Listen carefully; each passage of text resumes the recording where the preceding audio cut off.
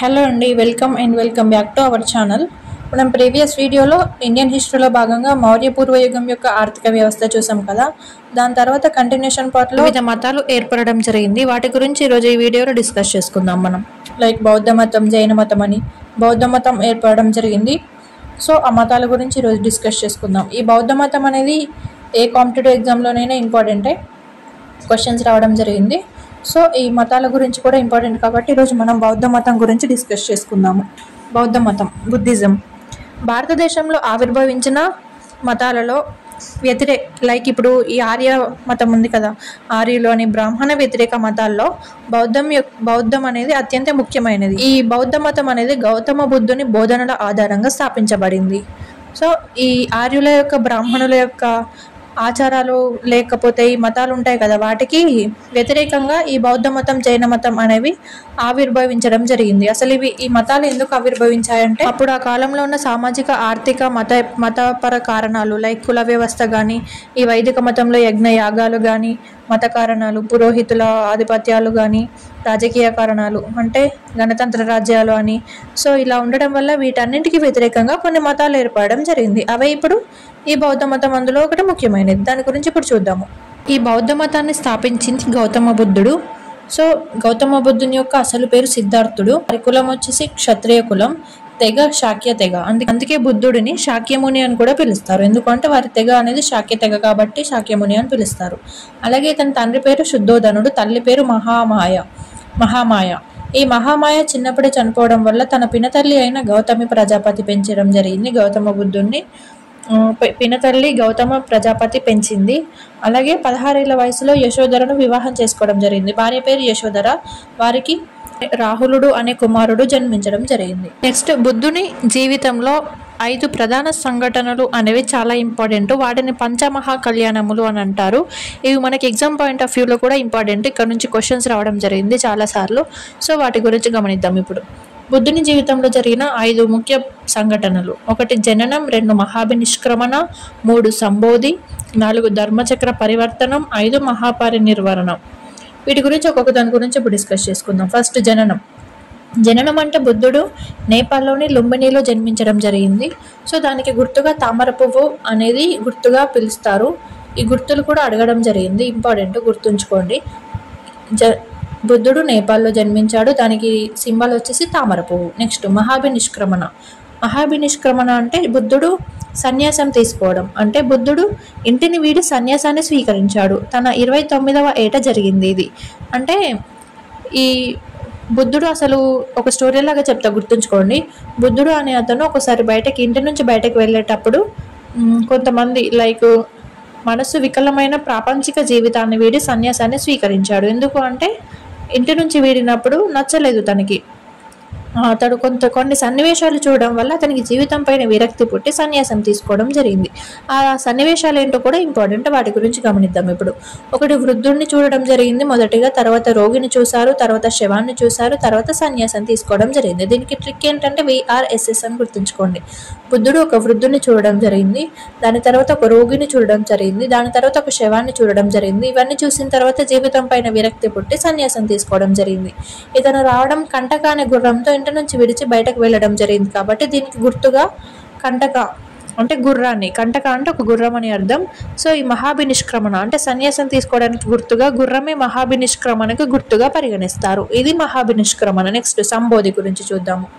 సంబోధి అంటే ఒక జ్ఞానోదయం కావడం. బుద్ధునికి జ్ఞానోదయం అయిన చోటు. 35వ ఏట బుద్ధునికి జ్ఞానోదయం జరిగింది.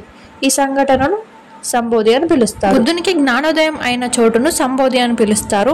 సంబోధి అంటే ఇది గయాలో ఉన్న ఒక రావి చెట్టు, బోధి వృక్షం కింద బుద్ధునికి జ్ఞానోదయం జరిగింది కాబట్టి బౌద్ధులకు పవిత్రమైన చెట్టు బోధి చెట్టు. సో ఈ సంఘటన గుర్తుగా బోధి చెట్టును పిలుస్తారు.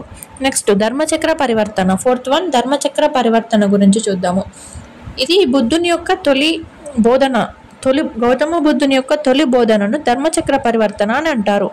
8 ఆకులు కలిగిన ధర్మచక్రం దీనికి గుర్తుగా ఉంటుంది. సో దీని గుర్తు ఏంటంటే ధర్మచక్రం అని గుర్తుంచుకోండి. 8 ఆకులతో కలిగిన ధర్మచక్రం. ఇది సారనాథ్లో జింకల వనంలో జరిగింది. ధర్మచక్ర పరివర్తనం అంటే బుద్ధునికి తొలి బోధన. ఇది ఎక్కడ జరిగింది అంటే సారనాథ్లోని జింకల వనంలో జరిగింది. సో దీన్నే ధర్మచక్ర పరివర్తనం అని అంటారు. Next Mahaparinirvana, fifth one, last one వచ్చేసి మహాపరినిర్వాణ. ఇది బుద్ధుని యొక్క మరణం గురించి తెలుపుతుంది. దీనికి గుర్తు వచ్చేసి స్తూపము. గౌతమ బుద్ధుడు 45 ఏళ్ల పాటు తన బోధనలను ప్రచారం చేస్తూ వైశాలి నగరంలో చివరిగా 80వ ఏట కుషినగరంలో మరణించడం జరిగింది. దీనినే మహాపరినిర్వాణ అని అంటారు.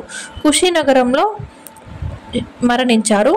దీనిని మహాపరినిర్వాణ అంటారు. దీనికి గుర్తు స్తూపము. ఇప్పుడు బుద్ధుని జీవితంలో జరిగిన 4 ఇంపార్టెంట్ సంఘటనలు ఏంటి అంటే 1 జననము, 2 మహాభినిష్క్రమణ, 3 సంబోధి, 4 ధర్మచక్ర పరివర్తన, 5 మహాపరినిర్వాణ. అలాగే బుద్ధుని మరణానికి గుర్తుగా స్తూపం అని తెలుసుకున్నాం కదా. సో ఈ బుద్ధుని అస్థికల పైన నిర్మించిన పవిత్ర కట్టడాన్ని స్తూపము అని అంటారు.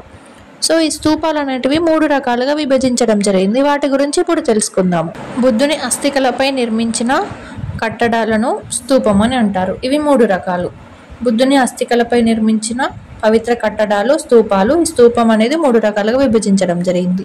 1 ధాతుర్గర్భ స్తూపాలు, 2 పారిభోజక స్తూపాలు, 3 ఉద్దేశిక స్తూపాలు అని 3 రకాలుగా డివైడ్ చేయడం జరిగింది. ఫస్ట్ టైం చదివే వాళ్ళు కొంచెం కన్ఫ్యూజ్ కావచ్చు, కానీ 1కి 2 సార్లు చదివితే గుర్తుండిపోతుంది. 1 ధాతుర్గర్భ స్తూపాలు. ఈ ధాతుర్గర్భ స్తూపాలు, పారిభోజక స్తూపాలు, ఉద్దేశిక స్తూపాల యొక్క డెఫినేషన్స్ ఇప్పుడు చూద్దాము. ఫస్ట్ ధాతుర్గర్భ స్తూపాలు. బుద్ధుడు లేదా బౌద్ధ సన్యాసుల అస్థికల పైన నిర్మించినవి ధాతుర్గర్భ స్తూపాలు అని అంటారు. బుద్ధుడు యొక్క అస్థికలు ఉంటాయి కదా, సో వాటిపై నిర్మించిన స్తూపాలను ధాతుర్గర్భ స్తూపాలు అని అంటారు. Next one పారిభోజక స్తూపాలు. పారిభోజక స్తూపాలు అంటే ఈ బౌద్ధ పవిత్ర గ్రంథాలు కానీ ఇతర పవిత్ర వస్తువులను ఖననం చేసి వాటిపైన నిర్మించబడిన స్తూపాలను పారిభోజక స్తూపాలు అని అంటారు. అంటే ఇప్పుడు బౌద్ధులకు సంబంధించి కొన్ని ముఖ్యమైన వస్తువులు ఉంటాయి కదా, సో ఆ వస్తువులను ఖననం చేసి వాటిపైన నిర్మించిన స్తూపాలను పారిభోజక స్తూపాలు అని అంటారు. నెక్స్ట్ ఉద్దేశిక స్తూపాలు. ఎటువంటి వస్తువులను ఉంచకుండా నిర్మించిన వాటిని ఉద్దేశిక స్తూపాలు అని అంటారు. ఇవి స్తూపాలు, అలాగే వాటికి సంబంధించిన రకాలు. నెక్స్ట్ విహారం అంటే ఏంటో తెలుసుకుందాము. ఇక్కడ విహారం లేదా ఆరామం అని అంటే ఇది కూడా బుద్ధులకు సంబంధించిందే. సో ఇక్కడ తెలుసుకుందాము. బౌద్ధ సన్యాసుల యొక్క నివాస గృహాలను విహారం లేదా ఆరామం అని అంటారు.